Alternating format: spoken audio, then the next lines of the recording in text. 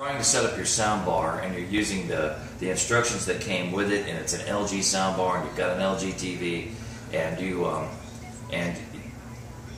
and you're having problems because you find things like when you turn off the TV, the sound bar won't turn off, or if the sound bar turns off when you turn on the TV, the sound bar doesn't come back up, or the volume, it affects the volume on the internal speakers of the TV, but it doesn't affect the sound bar.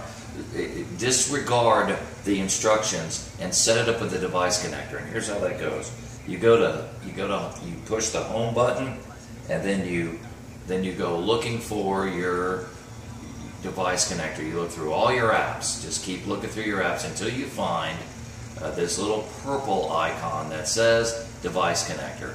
You select device connector.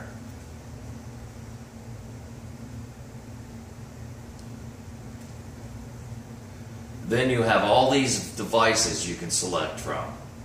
Home theater, your DVD player, what have you. But you find soundbar and you select soundbar. Then it'll ask you at the bottom, you're going to change the sound out? Is this what you want to do? And you say, yes, that's what I want to do.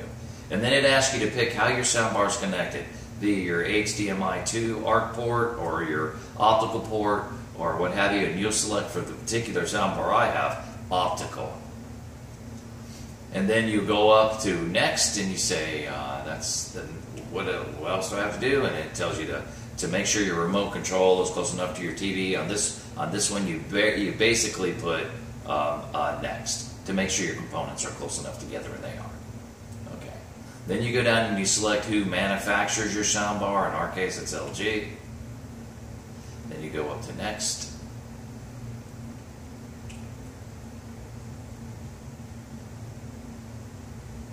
And then it'll ask you to test it. So what you do is you move down here to these little buttons and you press mute, and you can see the soundbar muted, or you can go volume up and you can see the soundbar is going up, or info. But you can see that basically the remote is controlling the soundbar. So you go over to next, and then it'll tell you to review this. You have a soundbar, it's LG. You say next. It'll say these are the things we have done, and you say done. And now if you look at the sound bar, when I press up, the sound goes up, and when I press down, the sound goes down, and when I press mute, it goes mute. Now watch, this is important. When you turn off the TV, it takes about a minute, so we'll have to wait for about a minute here, and then you'll see where it says optical, it'll turn off, and the sound bar will actually shut off. And what's important is, when I turn on the TV, just the TV, I'm not using the sound bar's remote at all. It's in a drawer. I don't need it.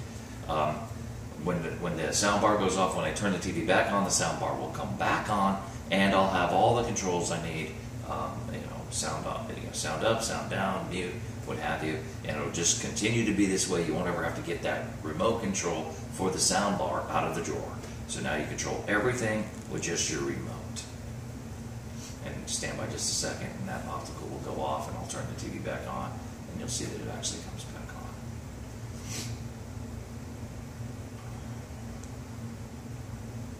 on. Okay, go. So the soundbar just said goodbye, and it shut down. Now the soundbar shut down, and the TV shut down. Now, if I want to bring back up the TV and soundbar, I just push the on button, the power button for the TV. The TV comes up, and the soundbar says hello, and it comes up.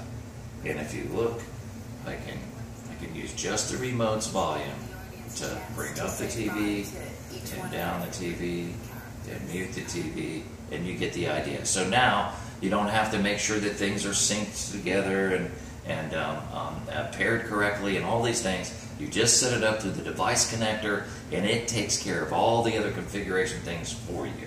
All right, have a great day, YouTube.